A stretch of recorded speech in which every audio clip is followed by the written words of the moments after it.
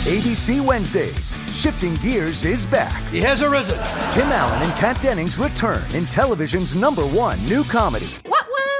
With a star-studded premiere including Jenna Elfman, Nancy Travis, and... Hey, buddy! A big home improvement reunion. Welcome. Oh, boy. That guy's a tool. Shifting Gears. New Wednesdays, 8, 7 Central on ABC. And stream on Hulu. 16 years from today, Greg Gerstner will finally land the perfect cannonball. Epic splash. Unsuspecting friends. A work of art only possible because Greg is already meeting all these same people at AARP volunteer and community events that keep him active and involved and help make sure his happiness lives as long as he does. That's why the younger you are, the more you need AARP. Learn more at aarp.org/local. You must tell me all your secrets. Remember, we must share everything together.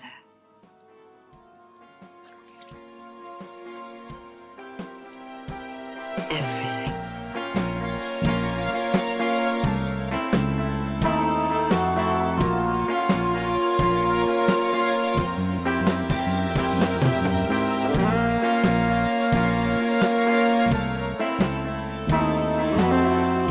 Hello again, listeners and viewers.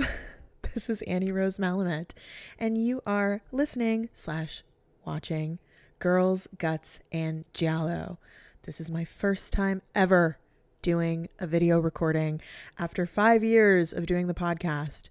My incredible consultant, Ellis, who's also a moderator of my Discord, has been telling me, Annie, you have to do video podcasts. Everybody wants a video podcast. But I'm also kind of like reticent to do it because I don't think I can monetize this on YouTube because of obscenity. So we'll just do it for the love of the game and hope we get some more viewers and listeners. But I'm here today with a YouTuber, a horror YouTuber, Darby Valentine. Hi, Darby. Hi. Thanks so much for coming on and wearing your Nekromantik shirt. Yes, it felt very appropriate.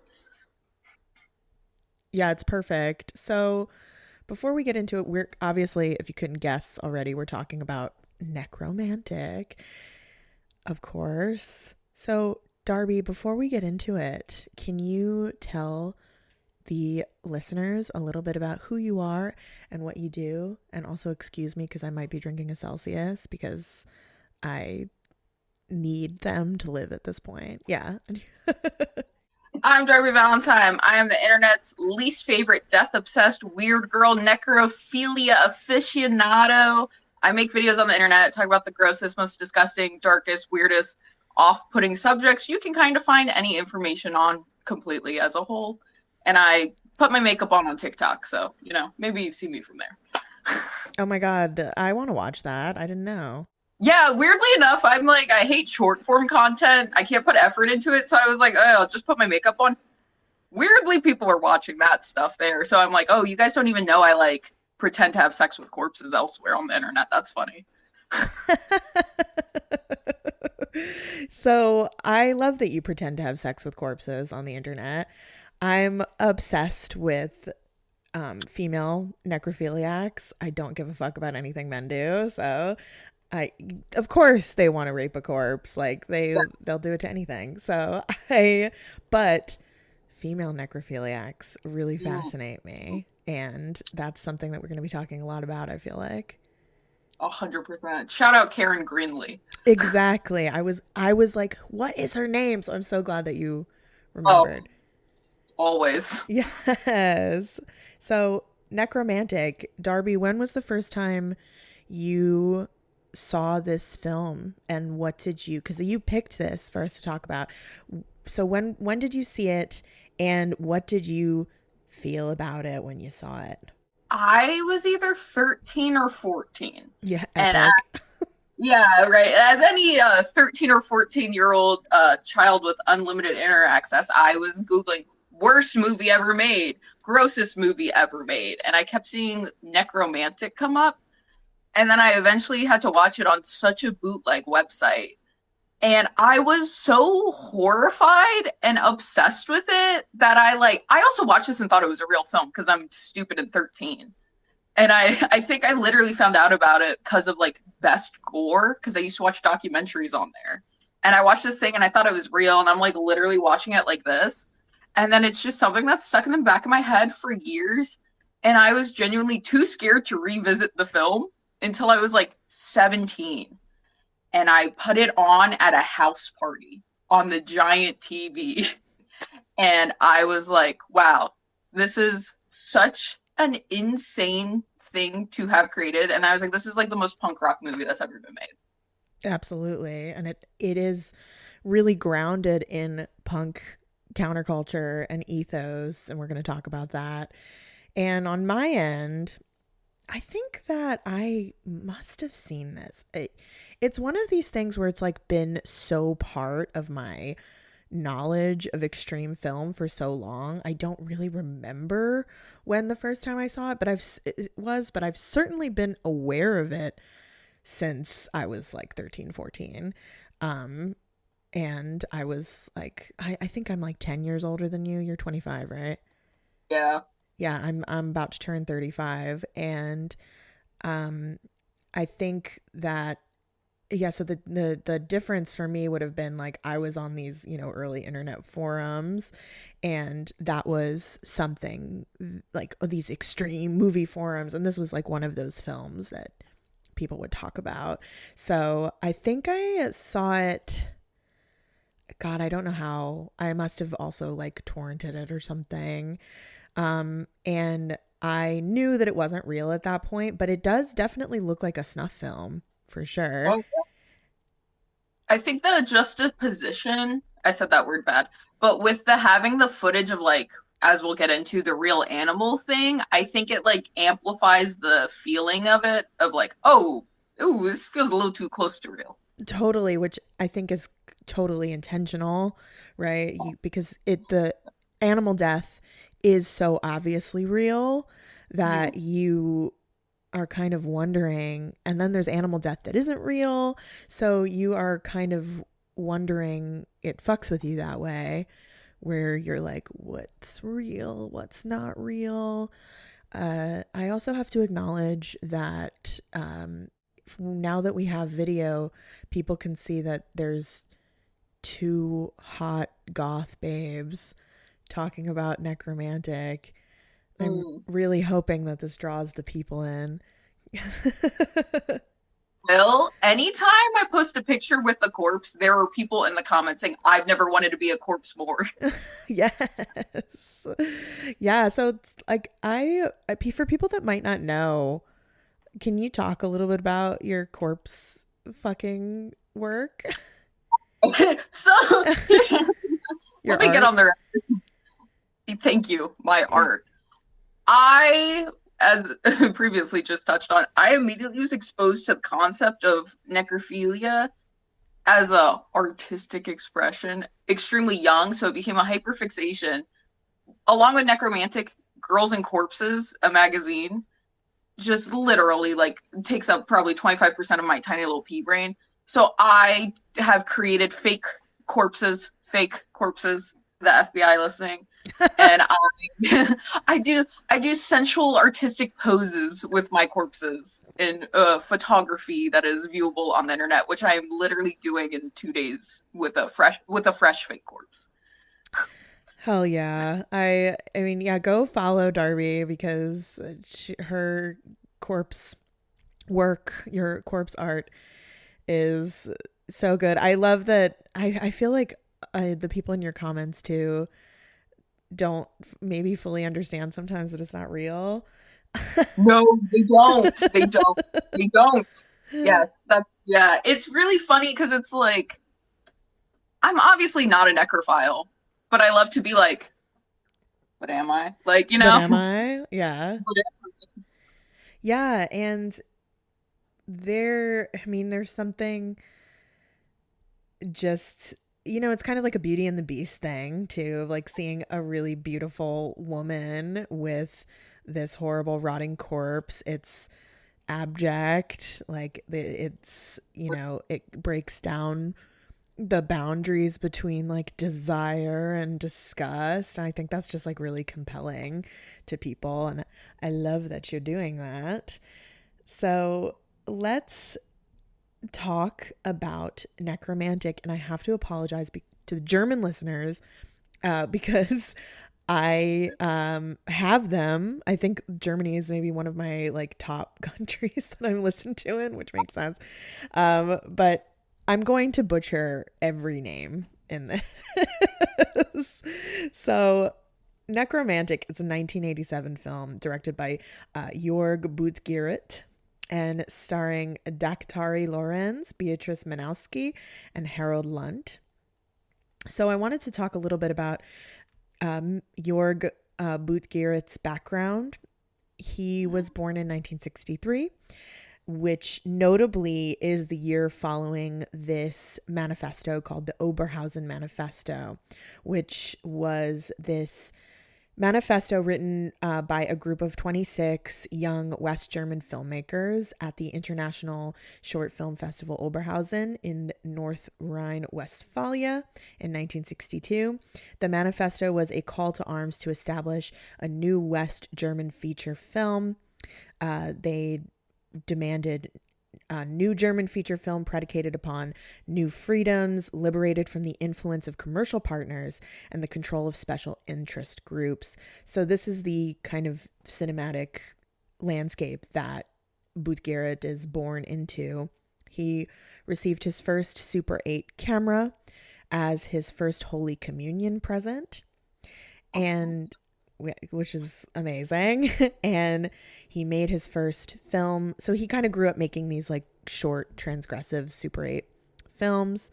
And he made his first film in 1977 as West Germany was veering to the political right, and various, the left wing wasn't much better in terms of transgressive art. Because they were very like radical feminists, like very like anti-pornography feminist, anti-establishment. Terrorist groups such as the Red Army faction and the Baader Meinhof group came to the cultural and political fore. So this is kind of the conditions that are percolating to make punk cinema in Germany what it becomes outside of the left and right paradigms. There's this chapter in a book called, it's called Alternative Europe and Eurotrash and Exploitation Cinema since 1945.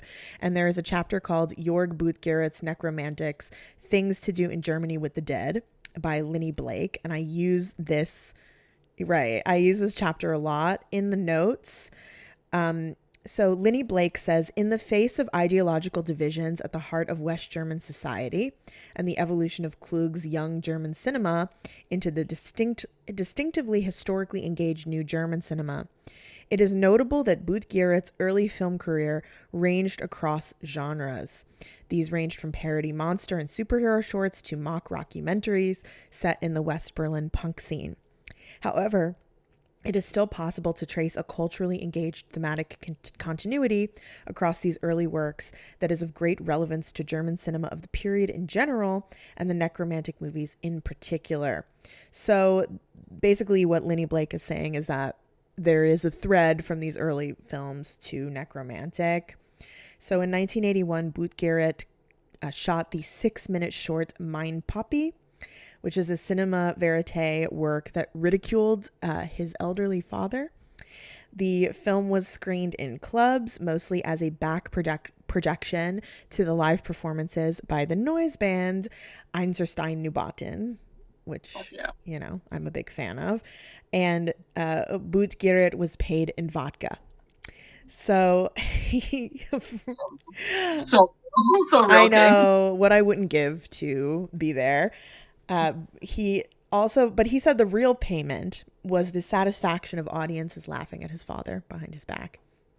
So thus we begin this kind of punk tradition of the mockery of the father as the legitimate familial embodiment of totalitarian authority and law. Your earbud fell in a coffee cup. You need a taco pick-me-up.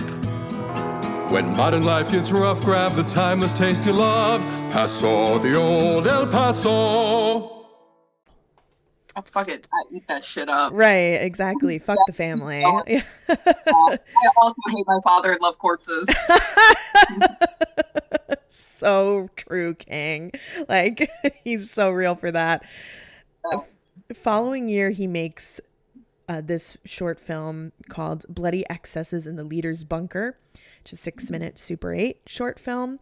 It's set in the final days of the Reich. He used actual concentration camp footage, which was controversial even in the German punk scene. So even within the punk scene, they were like, I don't know about that, a little too far. I personally think that it is really politically compelling. They don't want to look at what that's real. That's what you guys did. Like, exactly. hate to be that. That's the hands of the actions of your fathers and your father's father. Exactly. And you need to look at you did that, and you don't want to look at it because it's bad. But like, you did it, so no, put that shit in there. Make them watch it. Right. Exactly. Yeah. And that's kind of a theme in all of his work. Lenny Blake says, it underscored, however, Boot Garrett's own decidedly inventive take on his nation's past and the connection of that past to the politically divided and culturally confused present, a concern that would most certainly feed into the Nekromantik films. Boot Garrett's films dwell in the existential isolation of the desiring German subject and the libidinally ambiguous reanimation of the deeply repressed historical past. As such, they represent highly self-reflexive plays on cinema's capacity for the dissemination and reproduction of regressive ideologies of race and gender. So in 1985, he makes this movie called Hot Love, which is an absurd tale of sexual infidelity, rape, and suicide, and the slaughter of a mother by a murderously mutant newborn. So again, you know, there's dark humor, there's critique of the family system.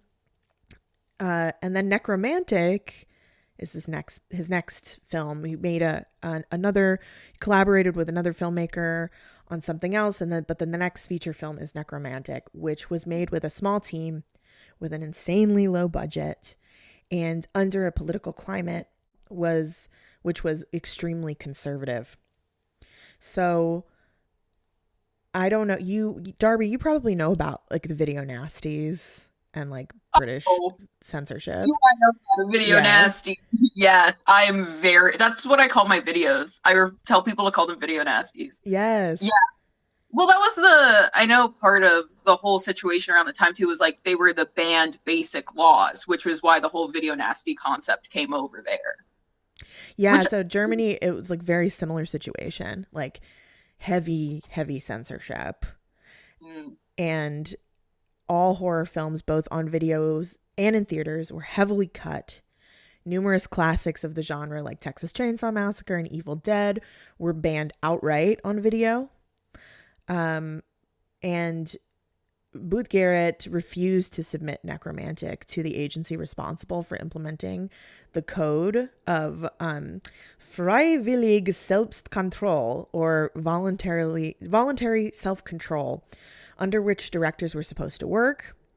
Boot Garrett released the movie directly to cinemas for screening to those over the age of 18. And nothing much in the way of reprisals ensued, either from the radical left, known for its attacks on cinemas screening films they considered sexist or pornographic, or from the authorities. But in 1992, following the scandal surrounding Nekromantik 2, which Darby and I are going to talk about for a bonus episode, would sale of the film by mail order be briefly outlawed. The film was too arty for the horror crowd, and it passed without a great deal of notice at home until its enthusiastic reception in the US and elsewhere made it something of a cause célèbre. Nekromantik 2 was released following the fall of the Berlin Wall and the reunification of Germany, and it faced a considerably harder time of it being placed on the list of seized videos, so it couldn't be owned, watched, or shown legally in Germany. Orders were given without hearing or trial for its negatives, production-related and publicity materials to be destroyed. This was a move unprecedented in Germany since 1945, and it was echoed internationally, where the Nekromantik movies remain hard to access. You know, at the time of this book was written, but it's easier to see it now in 2025. So Linny Blake says that Germany tends to bury its past as opposed to confronting it, right? And Boot Garrett's film, like the new German cinema before it, digs into that place of burial and engages passionately with the rotting fruits of the past, which we, the audience, are forced also to embrace visually. So that is my little quick and dirty summary of Boot Garrett's career. And yeah, let's get into talking about the movie in our scene by scene analysis here. I'm also using Barbara Creed's The Monstrous Feminine and Kayla Janice's House of Psychotic Women. Have you read that book, Darby? Because you would love it. No, I'm enticed immensely. Yeah, you got to read that book. You would absolutely love it. It's I have it here with me. Hold on, I'll just show it to the camera. Love it. Oh, love the cover. Yes. So this is like my Bible. And it is part memoir, part analysis, and it blends the genres. And Kayla Janice talks about her own difficult childhood and history of mental illness and her relationship to these movies about insane women. So real, diva. Right. So I use that book a lot in my work. And then I'm also using Julia Kristeva's The Powers of Horror from 1982. Yes. And where she defines the abject as that which does not respect borders, positions, rules, and disturbs identity, system, and order, and describes the place of the abject as the place where meaning collapses. Rob and Betty live almost entirely in this place, says Kayla Janice. So Rob and Betty, of course, are the corpse fuckers in Nekromantik. They saw you from across the graveyard and they liked your vibe. Right. They're so perfect together. So you know exactly what you're getting into when the film opens because there's a warning sign, right? Yes. And it's like handwritten and it says, do not show this to minors.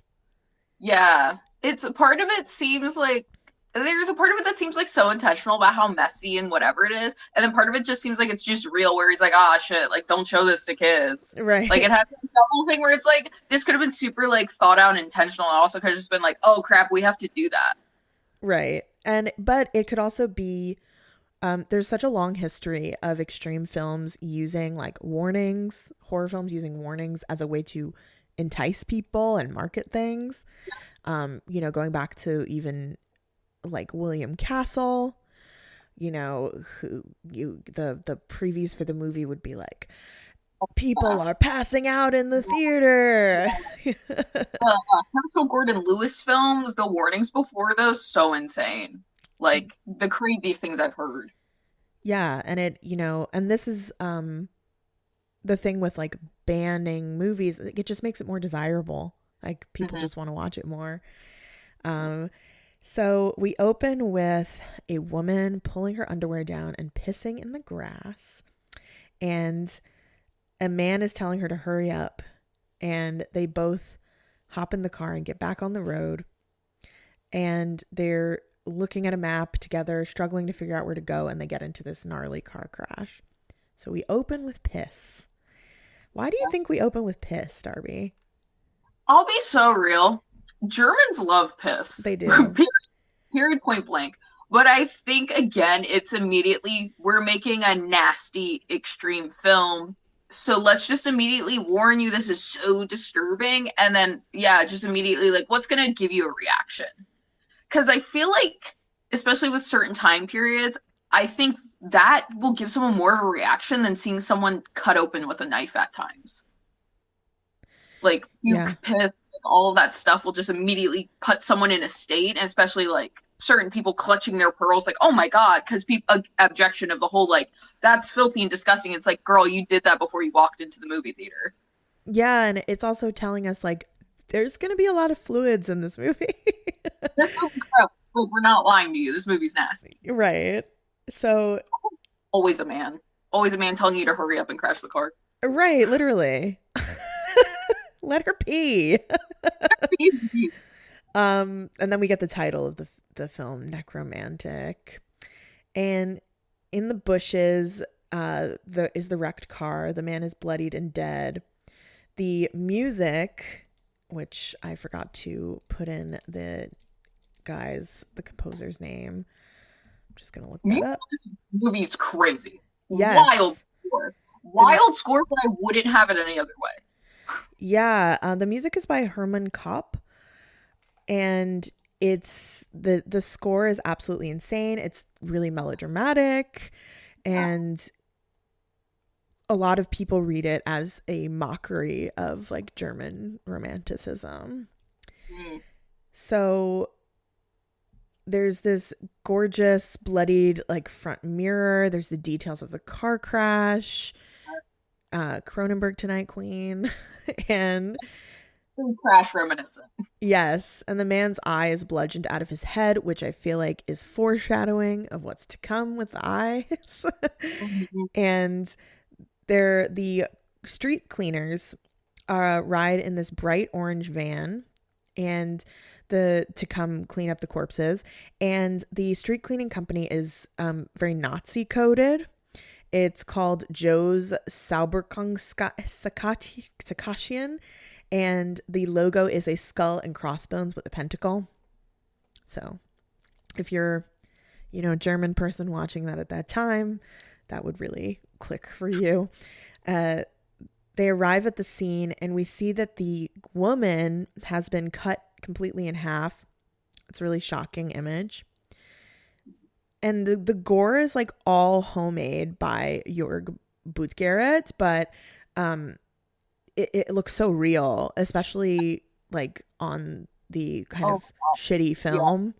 Yeah, it's held up to a degree that's almost insane.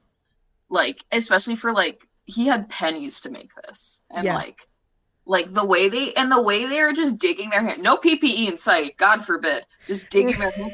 Like, it also adds that layer of like, oh fuck, that looks real, because it's just so like manhandled and visceral. And it's so nasty the way that they're handling it with no gloves.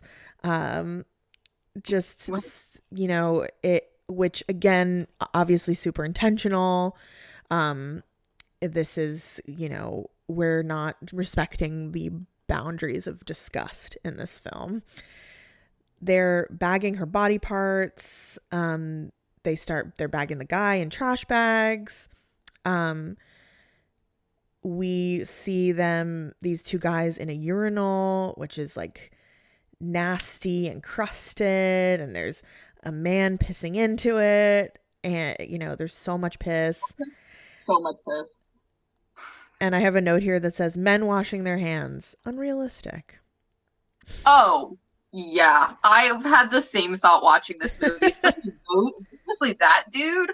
No, absolutely not. They were just handling a corpse with no gloves. Oh my god, he went corpse to dick. I didn't think about that. That's crazy. Literally. Sorry, never thought about that thing. That's I'm sure crazy work. Yeah. Yeah. Whoa. So upstairs, there's a cleaner and the boss, and they are talking about how one of the workers, our protagonist Rob, he's no good. He's weird, but the boss dismisses his concerns.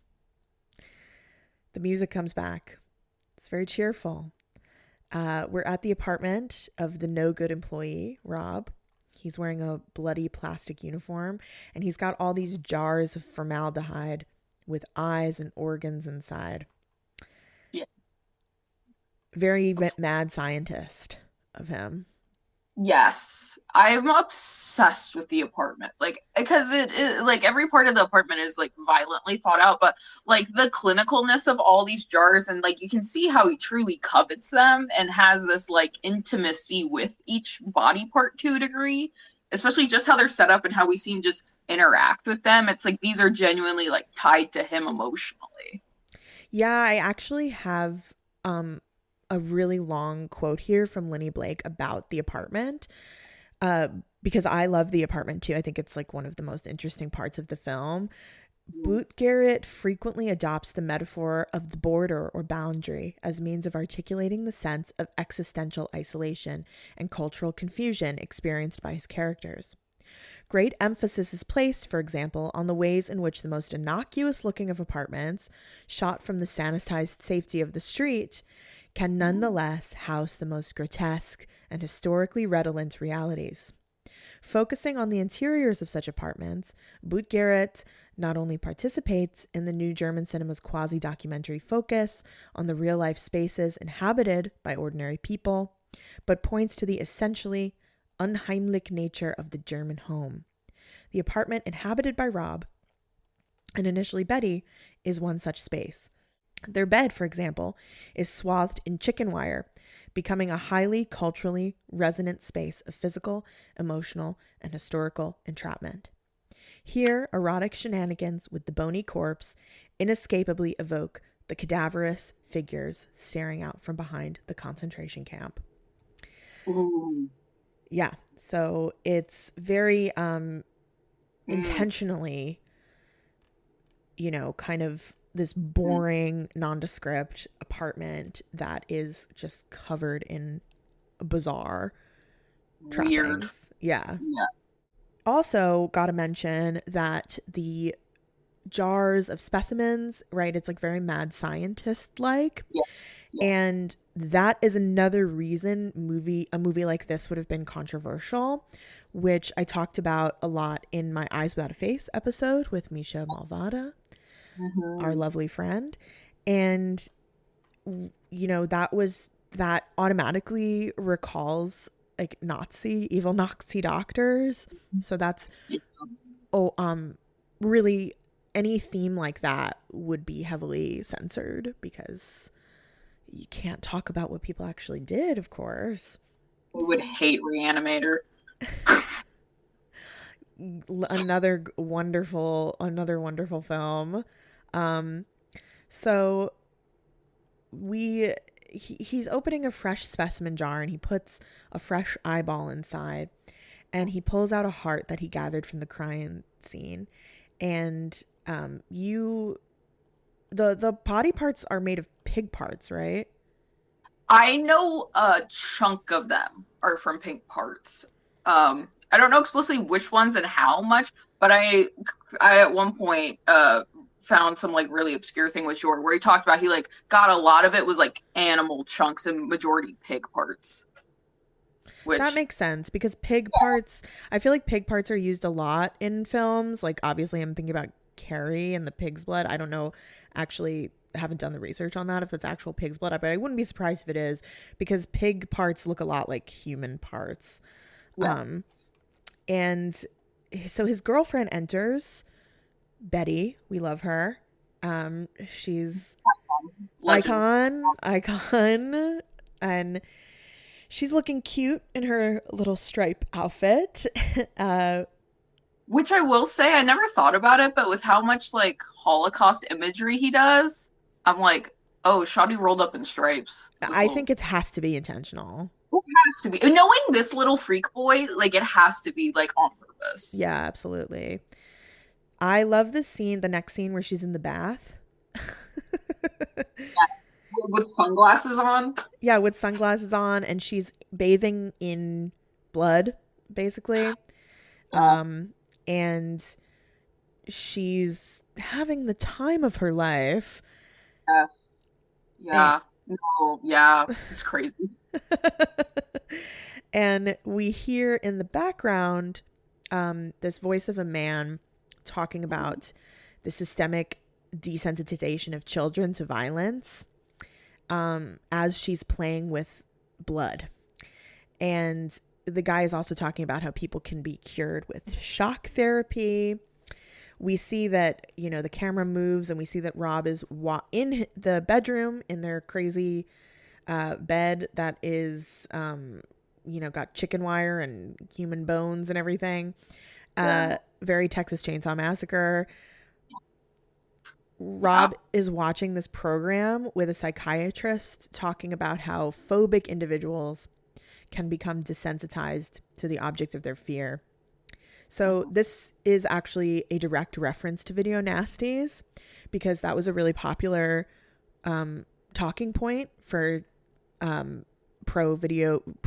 pro censorship crowd at that point, where psychiatrists were warning that children would be desensitized to violence and then become violent themselves.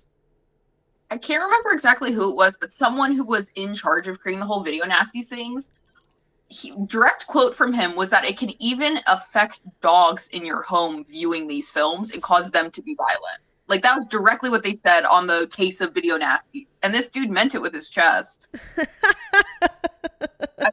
It's just like one of the most insane things I've heard, because it was a matter of fact at that time too. It was like, yes, your dog's going to become violent too if he watches Evil Dead. And that is still something that people think. Like, I see this all the time on Twitter. I refuse to call it X. And that is something that even people who consider themselves leftists think is true. Yeah, it's the whole it's violent people, and it's like, that's not true. Right. Yeah. And, you know, if anything, I'm of the Scream school of thought, where it's like, movies don't make psychos, they make psychos more creative, which they would do it anyway. So it's, you know, of course, like, there have been people who have gotten their ideas from movies, but they obviously still had, you know, it feeds into itself. It's not, art is not prescriptive, it's descriptive. It shows us what life is, what life is like, and the dark, you know, subconscious thoughts that people have. They would have done it one way or another. It's just like, maybe this was their little push, the same as if, you know, a guy stepped on their shoe at the train would have been their little push. Right. And this is especially something that people believe with porn, right? Like, that porn is ruining people's sex drive, people's sex lives, and porn addiction, which is a fake thing. And is all of the research about porn addiction is like helmed by these Christian anti-pornography groups, and people who even consider themselves feminists and leftists quote these studies that are done by these evangelical groups. And people realize that's the first step to overarching censorship. Like, they're going to take your porn, and then they're going to take your books, and then they're going to take your movies, and then they're going to take your internet. Yeah, it's all connected. And a lot of the censorship that we're seeing online right now is all about sex work and porn. Like, it's, you know, sex workers are very much the canary in the coal mine with censorship. If they're coming for them, you should pay attention. So now we get the bunny kill scene, which is, I am not a softie by any means, and this disturbs me because the bunny is just so cute. I'm a vegetarian, so I'm not kidding you. I watched this movie last night. Every time I watch this film, I do this until someone cues me in, and I have no shame in it. Like, I can't. I can't. Sorry. I know. It's like, and I'm not like, I'm okay with animal death in horror films, but like this in particular, because it's real. It's real, and it's clinical and procedural. Yes. Like, it's not doing it for a punch. It's not doing to make you jump, or like, it's not like the Cannibal Holocaust animal death style. Like, this is truly like, it's like a informational clip in a way, and it's just, yep. Yeah, that's the other thing, is like, it gets talked about as like this really shocking moment, which it is, but at the same time, it is a rabbit farmer doing his job. You know, it's not like Pink Flamingos where they killed the chicken like for the movie. It's they would have the bunny was gonna die anyway. So it's but Darby, I'm curious. You're a vegetarian. I'm not. I'm like very much a carnivore. But I'm curious, and I have my own thoughts. But I'm curious as to like what do you think of this? I have animal death on film like this. So here's the thing, and I talk about this because I get this a lot. There is something about the animal death within this film is arguably one of the most ethical uses of animal death for filmography, because this was not filmed for this movie explicitly in that way. Like, this was someone who does this job all day, every day, and we're just getting a glimpse at it. Whereas Pink Flamingos, Cannibal Holocaust, that Disney movie where they killed like 50 animals, like that all was done purely for it on film. And I got so much slack for saying this, but in a way it's like a version of animal snuff films, because you kill that animal to create the product to then get the monetization profit off of. Whereas this is a man doing his job. So in Nekromantik, I think this is arguably one of the most ethical showings of genuine animal death. And I am one of the douchebag vegetarians that I think people that eat meat need to be okay with it. Like, if you eat meat, you need to be able to touch raw meat with your own hands. Oh, I fully agree. And I'm listen, I'm not saying you need to watch a video of a chicken getting killed every time before you eat a chicken nugget, but I think you need to at least at one point in your life see how you get your food. Oh, I 100% agree. Like, I agree as a carnivore. I'm like, you should be able to see dead animals and meat if you're going to eat it. Yeah. And that's the thing is one of my biggest aesthetic fixations is raw meat. And like, if it doesn't bother me, it shouldn't bother you. Right. Well, it's kind of when people can eat meat but they can't see the animal death, it's kind of it really highlights, like, I'm not making like a, you know, I don't like to whatever. People have their stuff, but yeah. I think that it really highlights the way that we're so removed from where our food comes from. Mm-hmm. And, you know, for hundreds of years, people would eat meat, but they would be very aware of the reality of where the meat comes from. You can butcher your own meat at home. Yeah, exactly. And no, we live in separation. I'm one of those people that's like, meat eating is okay. I just hate the meat industry. Yeah. Yeah, no, and that's real. And that's the thing is I believe in free will to the utmost degree. So I'm like, yeah, eat meat, know where it comes from. And I'm sorry, it's also like a classist thing to shame people into the idea of they can't eat meat, or you can only seek out your own ethical meat, because people just can't afford that. Like, right. Straight up. Like, it's like, it is classist to be like. Absolutely. People live in food deserts. Yeah, literally. No, I know someone who had scurvy because they were in a food desert. Like, it's a real thing. Yeah. Yeah, and but the meat industry, like every other industry under capitalism, is disgusting. Yeah.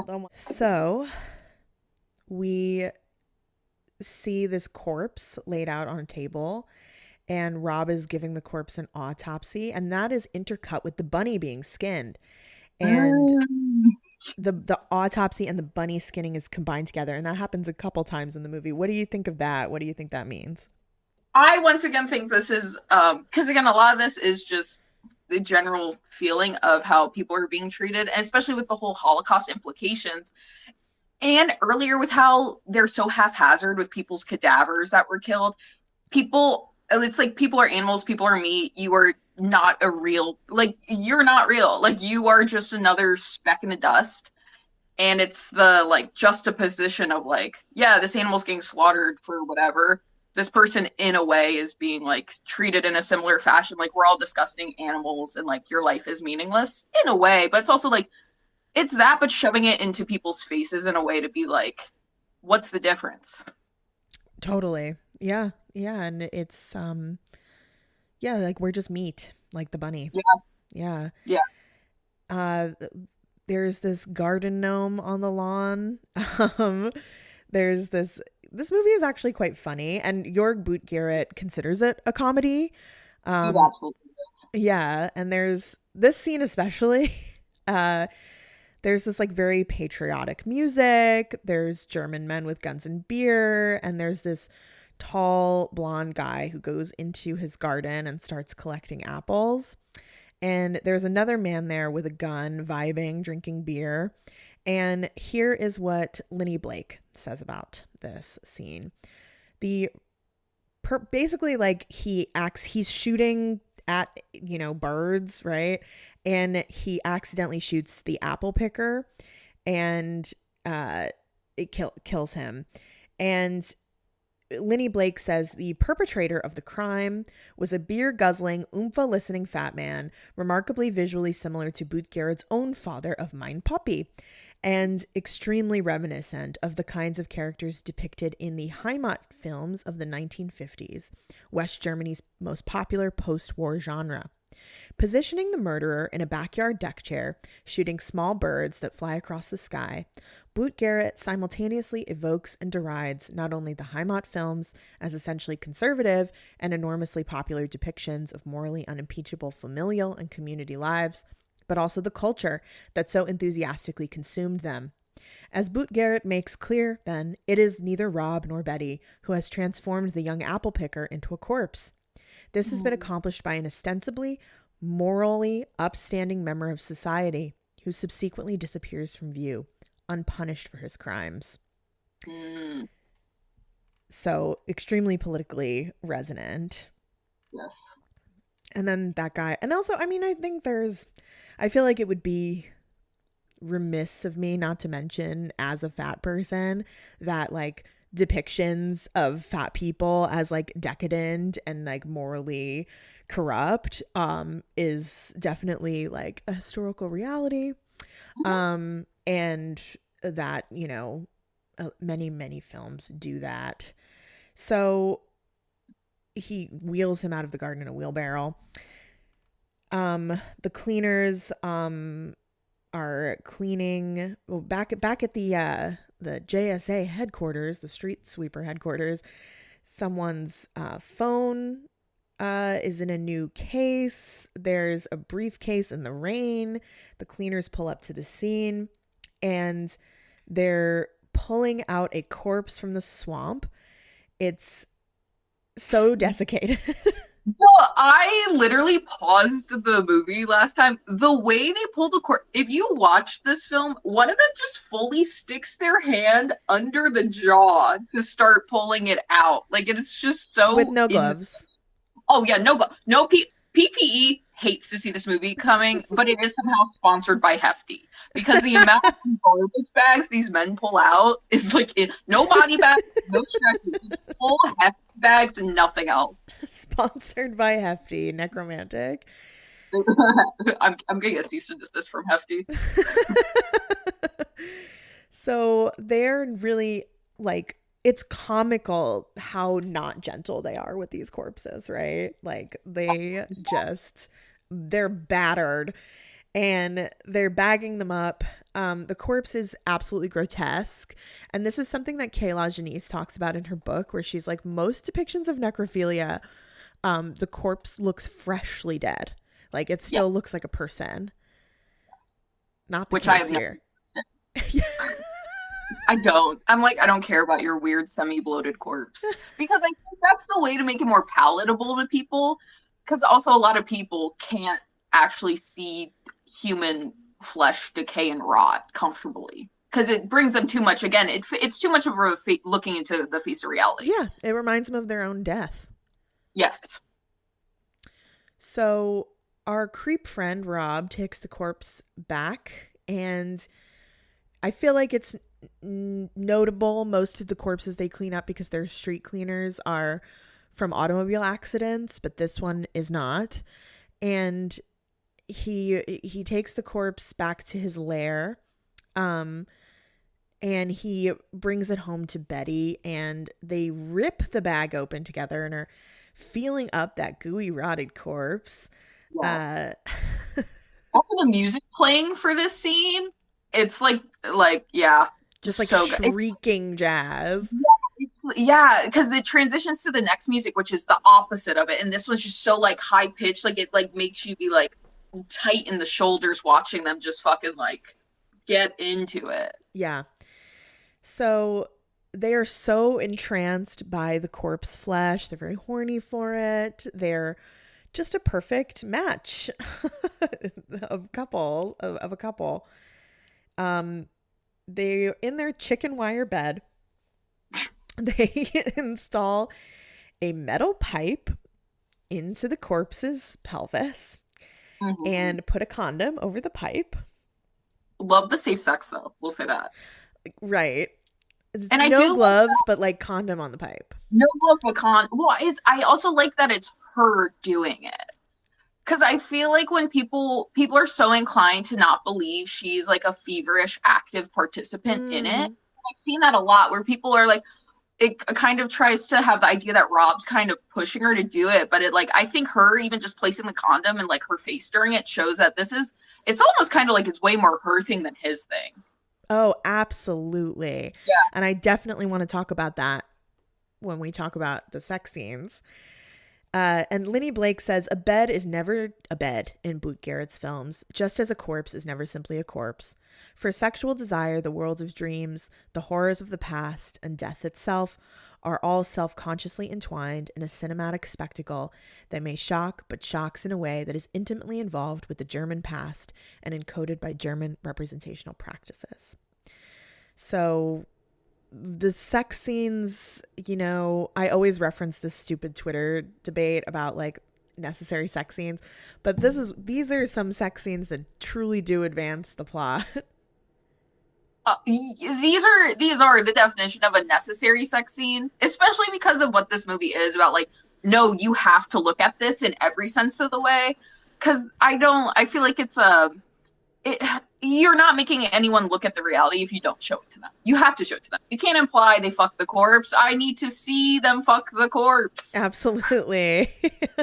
And it's like this really syrupy romantic music, and Betty is like rubbing her tits on the corpse, and the boyfriend is like, Rob is like loving on her, and also love this bisexual corpse threesome.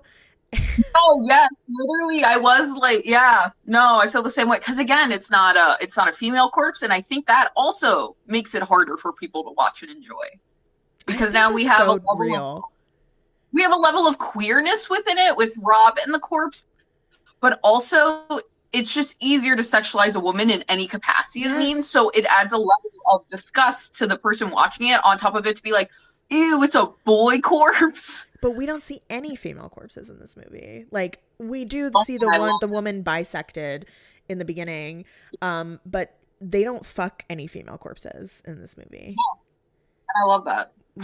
Love. It's such a unexpected thing. You usually in films with necrophilia, it's a man and a female corpse.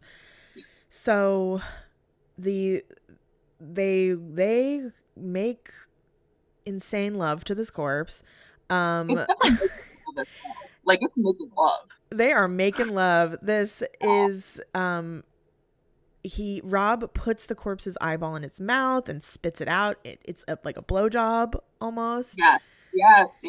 And this is I believe one of the most romantic scenes in cinema history. Yeah, that's why I'm like, it really is, because again, the whole necrophilia thing typically is used as, you know, a really shocking, disgusting point. And this is genuinely like a part of the plot, a part of these people's lives that we're getting to look into. And it is a very intimate, loving, caring. Like, that's the thing. They're loving on a corpse that can feel nothing. But it's showing that like level of like, no, you're like in this situation with us and we want you to enjoy it, even though that's something you can't have a capacity to do. Right. Yeah, it's very like loving, romantic sex with the corpse, you know. It's an act. The corpse has been crafted to now become an active participant with the pipe dildo. Yeah, it's became an active participant and not just a tool of the pleasure, and I think that's part of it for them. Yeah, I love that reading of it. So the couple delight in their post-session glow.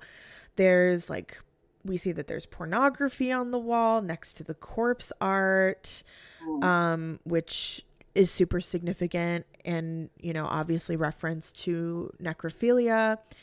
And there's also this, they have a lot of like interesting pieces of art in their apartment. But Linny Blake talks about how in both this film and in Nekromantik 2, the characters own a highly nationally specific object. It's a miniature version of the Glass Man, which was originally created by Franz Chockert. This was a life-size model of a male figure whose transparent skin allowed the observer to see the skeleton within and some internal organs. Hitler loved this thing. There's pictures of him posing with it, and it was promoted as an embodiment of Aryan racial perfection.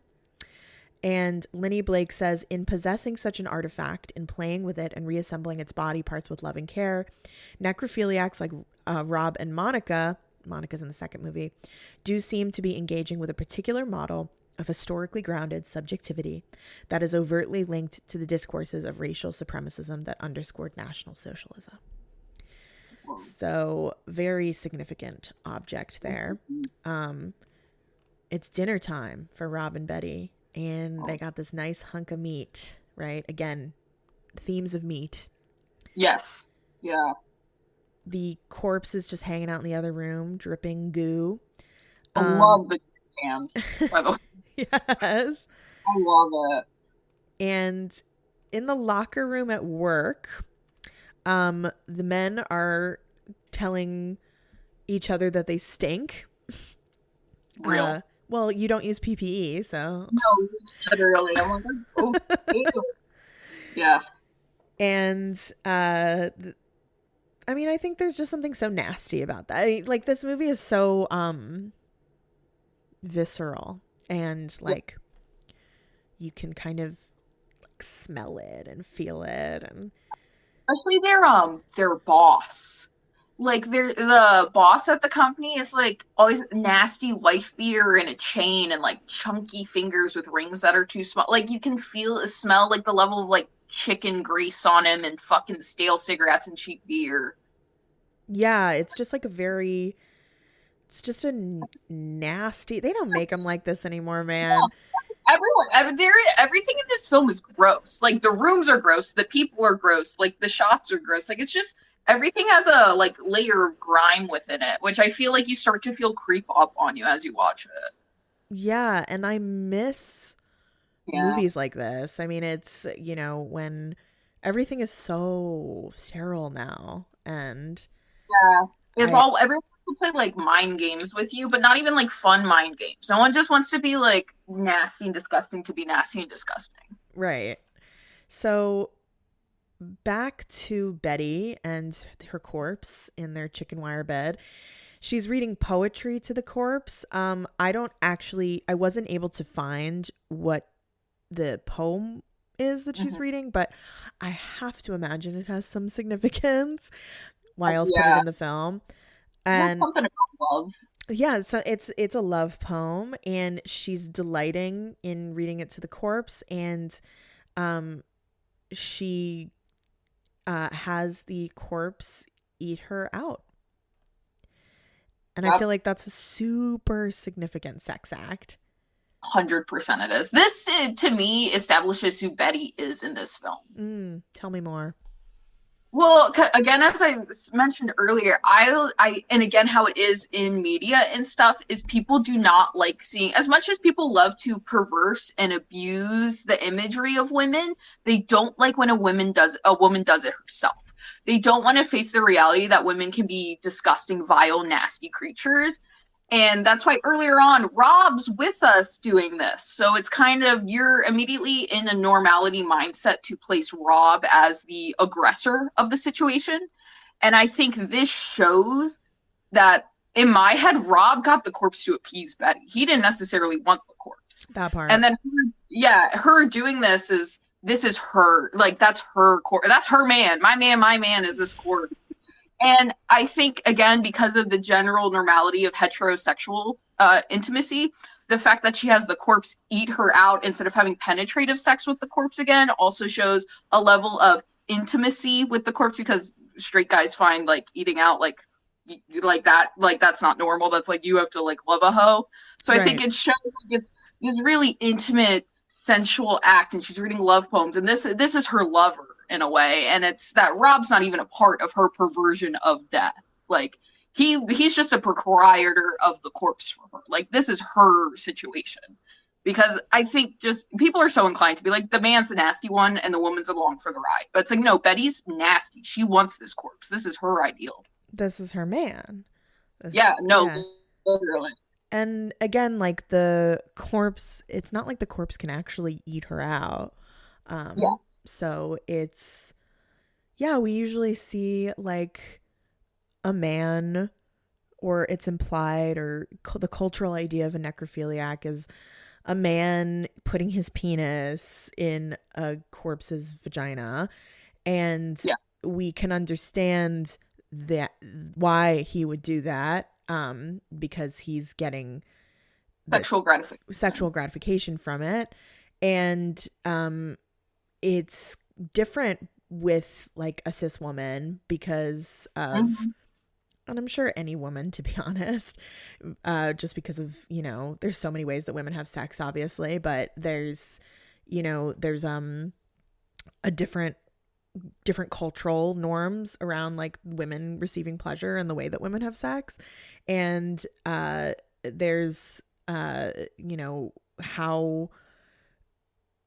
can, people were so shocked by the necrophiliac. What's her name again? The real necrophiliac that you mentioned? Yeah, people were so shocked by that this woman would like induce erections in these corpses in order to have sex with them. I think it's because the whole men can just get pure sexual gratification. And I will say a big thing with female necrophiles from what's been documented is most of them aren't in it for sexual gratification necessarily. And I think Betty sitting here and reading the poems shows a really big part of how genuine necrophiles are attracted to it, especially female necrophiles that are category 3s of the romantic variety, is that it's a blank slate. So you can put on your own identity and personality onto the corpse. So being able to sit there and it's like you've now crafted their entire who they are and everything because there is nothing there. So her sitting here, I'm reading you these love poems. You're such a romantic. We have such an intimate, loving relationship because it's just an empty shell for you to put the identity of what you want in a partner onto. And that leads into the sexual gratification part of it. What do you mean by category 3? So there's 10 levels of necrophilia. Tell me about them. Okay, so you don't even start fucking corpses till category 7. Wow. Yeah, so it starts with class 1's like role players. Class 2. So us. Yeah, right. Yeah, that's how I have a whole video on it. I might be messing up, but class 2, I believe, is it's not necessary. Again, the sexual gratification isn't a part of it yet, but they'll have like parts of the dead because it's usually a grief or bereavement thing. You can't get past it. So, say a lock of hair, or Mary Shelley kept her husband's heart, stuff like that. Like that's like kind of a 2. You can't get past it. Class 3 are romantic necrophiles. More times than not, they were in a relationship pre-mortem with the person that died. So now it's turned into that because they can't get past them being dead. And you'll find a lot of overlaps in necrophilia. Like you'll be a 3 and a 7. 4, I think, is the voyeur type. You'll go to like funerals and like try to touch the body and like jerk off. The next class up is you do touch them, but you don't start like filleting them yet. And then class 6 is like you start not having penetrative sex with them. And then class 7 is regular necrophiles, which is you start fucking class 7 is opportunistic necrophiles. So you're gonna fuck the corpse because it's there. A lot of serial killers are opportunistic necrophiles. Like Richard Ramirez is definitely one. Like you're doing it because it's there. Then class 8, I believe, class 8 is regular necrophiles, which are people that just want to have sex with corpses. And then class 9 is necromutilomaniacs, who get sexual gratification off the mutilation of the corpse. Like there was a guy in France who they found him sleeping in the pile of his mother's guts because he stuck his hand so far deep he ripped them out of her, finding her dead body and stuff. And that was like his sexual gratification. And then there's class 10s that are exclusive necrophiles. They will not have sex with the living. They have nothing to do with that. They only want to have sex with corpses. Wow. There's quick little rundown. There's so many ways for humans to be. And it's real. It is insane. We don't have a lot of stuff about necrophiles, actually. We really don't. Because when they get caught, if they do, it's usually because they're doing a lot of other stuff. So the necrophilia falls to the bottom of the list. And we don't have a lot of female necrophiles documented because I just think it's harder to catch them. Because, you know, they're not leaving stuff usually at the scene of the crime. We really don't know a lot about necrophilia. We really don't. It's very intriguing. Because it's been a thing since the dawn of time. Right. Which makes sense. But yeah, we don't, it's so taboo. Like, we just don't discuss it a lot as a culture. So Rob gets fired by his boss, and back in the apartment, the corpse is lying happily in bed. We see this photo of Charles Manson on the wall, which is significant of these themes of white supremacy and cults and murder.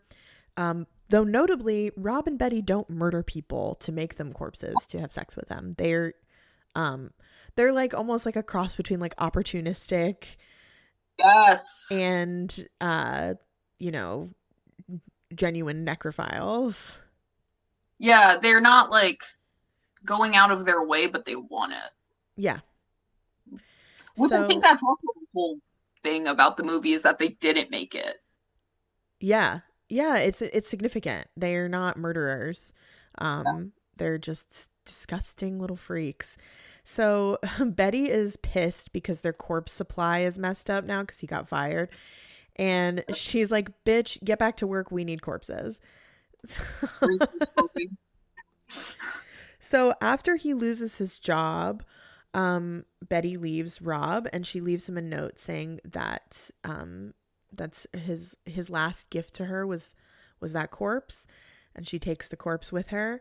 And I feel like, you know, her leaving him after he loses his job also feels like significant themes of capitalism and alienation.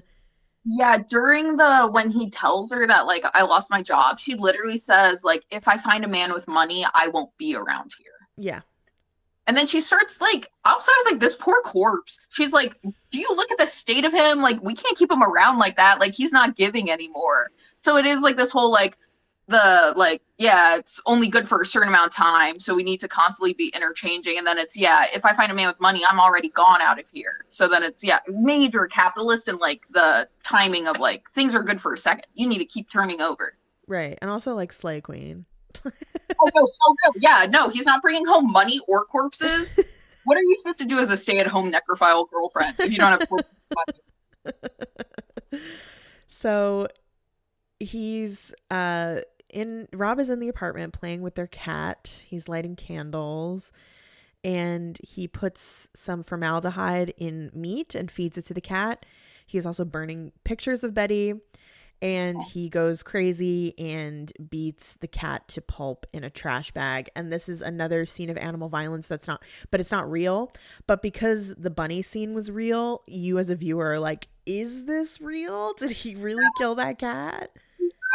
It also feels like ritualistic in the sense of the burning the pictures and the like prepping something and then doing it. Absolutely, yeah. So he's now naked in the bath.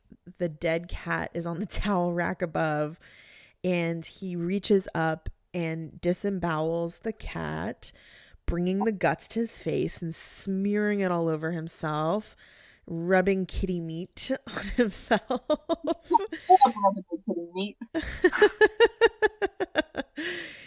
Not to like psychoanalyze it, but no, earlier please.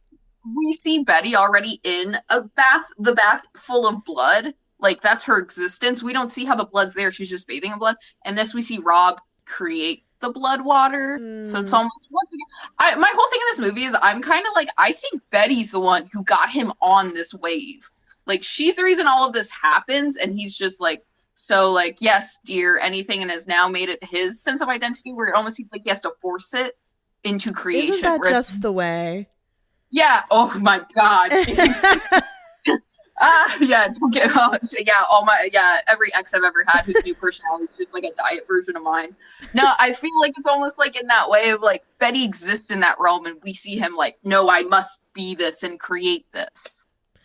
Yeah, that makes complete sense. So Rob is at the movies. There's now a movie within a movie. This movie is called Hute Vera. What the hell does that mean? Let's look it up. Actually, I've never thought about it. Yeah. I also love when a movie has a movie in it. Right. I'm like double movie. Why not? Hute is German for today. Okay. Vera's girl? No, I'm crazy. I was in Berlin for 2 days and I'm like, I speak German. Yeah, so German means today. It could also be just the name Vera.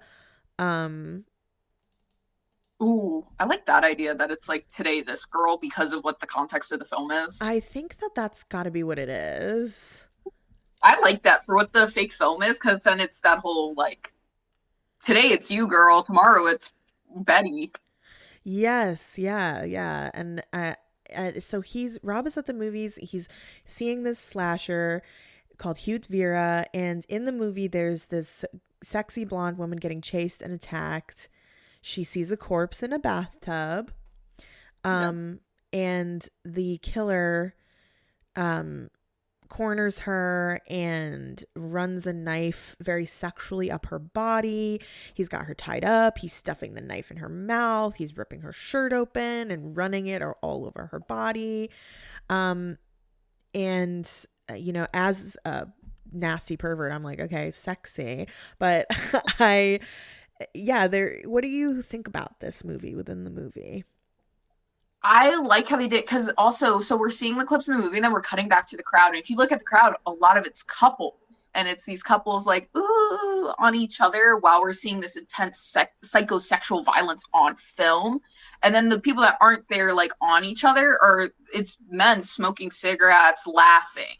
And I think once again, it's showing this level and state of that the general public, especially with how this is banned film and all this shit, is like the general public eats this shit up on a platter. They want psychosexual violence. That's how all these people are, and they have to pretend they're not. So this like seedy late night screening, seeing people literally like snuggle with each other, watching a woman be attacked like kind of viciously to a degree on film, and it's turning them on, it's making them laugh. It's like they're their fucking porn. looking at this. Like, yes, exactly. So I think it's a really great way to like show just like it's Rob relishing in the like just horridness of like, okay, cool, I just did like all this violence and we don't have a corpse around, so now I'm fiending for some sort of sexual violence in a way. Yeah, and it's can also be a critique of misogyny. And it, showing how people are so desensitized to misogynist violence. And it's just a really like interesting movie within a movie scene. Yeah. He leaves the movie theater. We hear screaming. He's drinking in bed. He's got no girl. He's got no corpse. He's got his human bone chandelier, very Ed Gein of him. And he takes a handful of pills and downs them in whiskey. So the girl brings him a box with the corpse head in it, and they're throwing the organs around, and he wakes up. And then Rob goes to hire a sex worker, and he brings the sex worker out to the cemetery in the fog, and he starts strangling her after he can't get hard, and he strangles her and kills her and then fucks her corpse. And it is a very gothic scene with fog and lighting, and he wakes up next to the corpse in this old cemetery, and a man comes upon the scene and he cuts his head off with a shovel. So I feel like this scene, I'm glad that you brought this up, because I feel like this scene is super significant in the way that sex work is represented in horror. And sex workers are always portrayed as like as good as dead or dead. they're disposable. They're not person. Yeah. And I feel like this has got to be a metaphor for capitalism and the exchange of women's bodies and the way that women are treated like meat.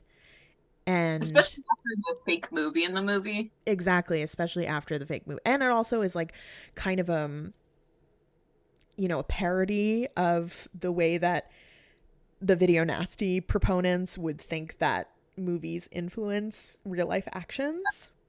100%. I watched this movie, now I'm doing it in a way. Exactly. So that's my and then the gore where he cuts the guy's head in half is really good.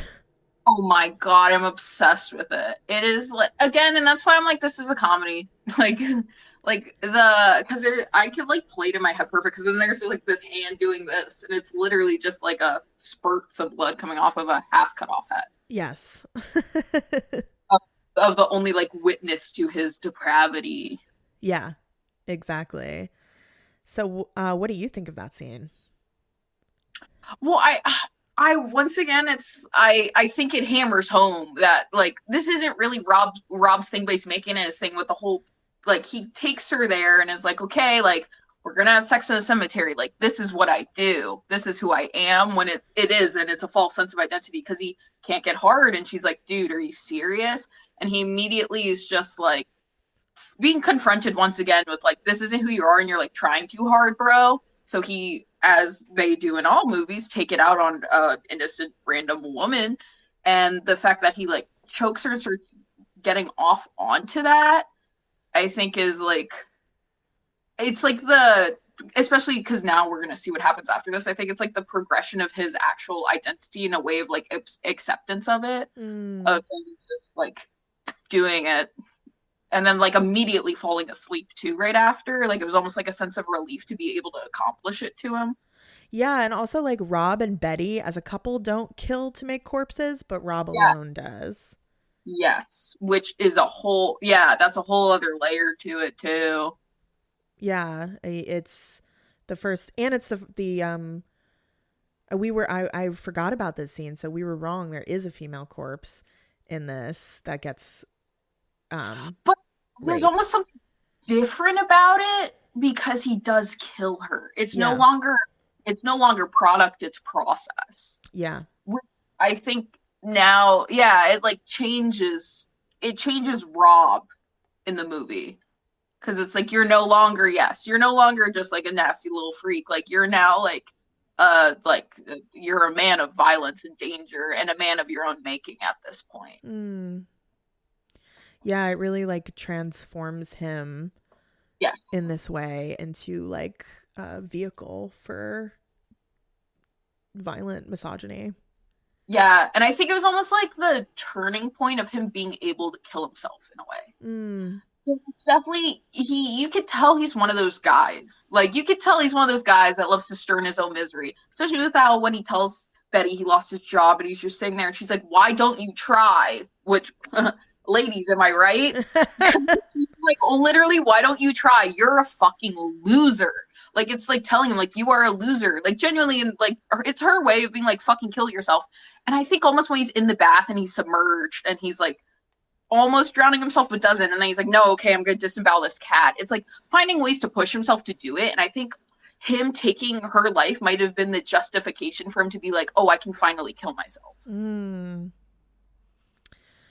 Yeah, I see that I feel like that it's all really connected. And then of course he does kill himself and has the craziest orgasm of his life. Sex and death, and the classic combination.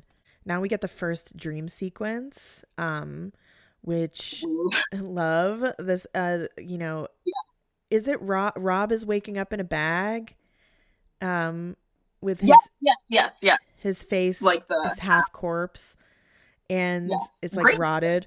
Yeah, great makeup. Yeah, and girl brings him a box with a full corpse head in it. And they start throwing some organs around. And Linny Blake says Surreal visions of death, desire, and love coalesce here in a strange dream logic that self-consciously questions not only the transparence of the cinematic medium, but also the certainties of rational discourse, specifically the discourse of history. So there's these dream sequences where he's seeing himself as the corpse. Very, psychoanalytically compelling to see himself as the object of the sexual fixation. Visualize the man you want to become. Wait, what'd you say? Visualize the man you want to become. Right. And I think that this is also more evidence for what you were saying of like Betty being the driving force, because it's the woman who brings the box with the corpse head in it. It's the woman who initiates, and it is the man who is the passive corpse object. Yes. He becomes back in a focal point of the woman once he becomes deceased. Mm-hmm. So Rob is sitting in a field looking at a caterpillar on his finger. It's this kind of like idyllic moment in this otherwise disgusting film. There's birds flying, there's beautiful blue skies. It's like a really big contrast. He's also making this metal crucifix. With kind of a crown of thorns in a way on his head. Yeah. And he's running through the field, overjoyed, kicking his feet, leaping jumps of joy. Literally when it's like 75 degrees out. And there's this like really happy music. It's like a very funny scene. It's like such a juxtaposition with the rest of the film. Which is, we're seeing the lowest point of what he's come to, and then he's like, woo, in the field. Yes. And back in his apartment, in the bed, he's now restless, and he's pointing a knife at his stomach. And this is the suicide scene. He stabs himself in the stomach. It's really violent. He's got this giant erect dick through his pant that's coming through his pants. And it starts, definitely not. No, it's like so obviously a dildo. And it's like interspersed with the bunny being flayed. His dick starts coming blood. He's stabbing himself really violently, having the orgasm of his life. And as the music swells. So what do you think of the suicide scene? I love it.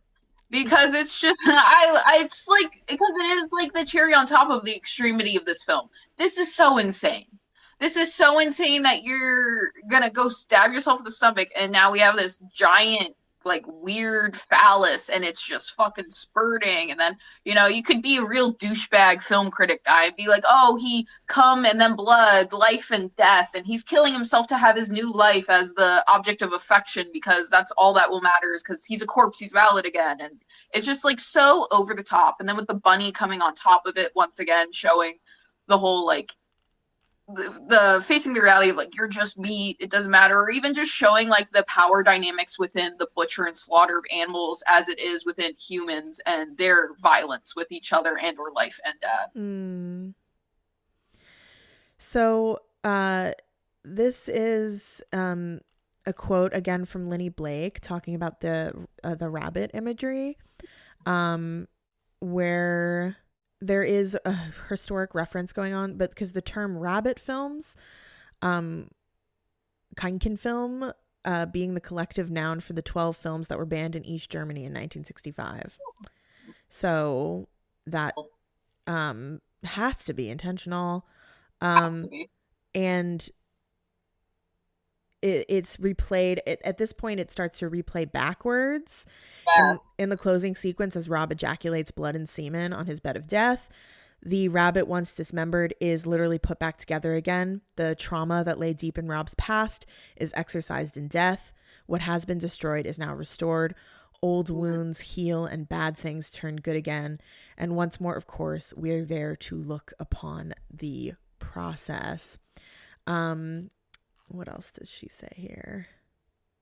Love that. Yes, I do love that. Yeah. what it is. It's the reversal, and his death is the reversal in a way. Yes, yeah. It absolutely. And Rob masturbates his memorably tumescent penis while slowly disemboweling himself, coming in an impressively colorful splatter of blood and semen, backmasked sound, and chiaroscuro lighting. Far from being gore for gore's sake, Rob's suicidal masochism does seem to posit a subjectivity so racked by sexual dysfunction, existential despair, and utter isolation that, as is the case for many of Fassbinder's ill-fated hero protagonists, suicide is the only option. So, self-destruction, alienation, isolation, and sexual miasma. So yeah, all of these things coalescing into this resurrection sequence, which obviously also has some religious imagery, right? Like the rabbit, Easter, resurrection. He made the cross, and like, yeah. And the final... It felt out of left field at first, seeing him with the cross. I was like, what the fuck are we doing? But then once the dick came out and he was like disemboweling himself, I was like, oh, he's Jesus. Right. He's Jesus. He's like the Jesus of the necrophiles in that way. Yes. Yeah. And of course, the fetishized corpse of Christ especially in Catholicism is recalled here. Oh my god, talk about gooning over a fucking emaciated psychosexual torture and sadism. Mm-hmm. I was Catholic, so I'm like, yeah, like literally, like, yeah, that's to the utmost degree. No one is like gooning over like sadism like Catholics. Absolutely. So the final shot is a wooden cross with Rob's name over his grave. And we pull out and we see a woman in a heel start digging. And that is the end of Nekromantik. And we think, is it Betty? You know, like, who is this woman? But in the Nekromantik 2, we find out who it is. Yep. So that is Nekromantik. 5 stars. Crazy film. And one I've always wanted to talk about on the podcast, so I'm really delighted that we did. Darby, where can the people find you? I am most active on youtube.com/notdarbyvalentine. Don't ask why that's what it is, but I'm on all social media platforms at Darby Valentine or Darby Valentine's Instagram, TikTok, Twitter, because it's not X, Blue Sky, and YouTube. That is where you can find me on the interwebs. And you know where to find me, Girls Guts Giallo on Instagram, Girls Guts Giallo X on Twitter, Girls Guts Giallo on Blue Sky, Girls Guts Giallo on YouTube. And sign up for my Patreon, patreon.com/girlsgutsgiallo. Darby and I are going to be talking about Nekromantik 2 on there as a bonus episode. I am currently in the process of like restructuring my Patreon a little bit because I got really, really burnt out, and I need to find ways to make this work more sustainable for me. And I am also have returned to sex work, so I've been doing that as well. And if you're in the Bay Area, or if you're just a fan and you want to hire me for a video session or something of that nature, I do dates. I do video dates in IRL and video dates. So hit me up, hit my line. I have the luxury of being very, very out, so I'm using it to my advantage. And support me on Patreon. That's still how I make the bulk of my income. So please go on over there. And we got a Discord community. You've got bonus episodes from the last 5 years for $10 a month. You get my entire back catalog of bonus episodes. So if you feel like, oh, Annie doesn't release enough episodes, there's things you can do about that. All right. Thank you so much, Darby. Yes, thank you so much for having me. I had such a delightful time. This was a ball. Thank you.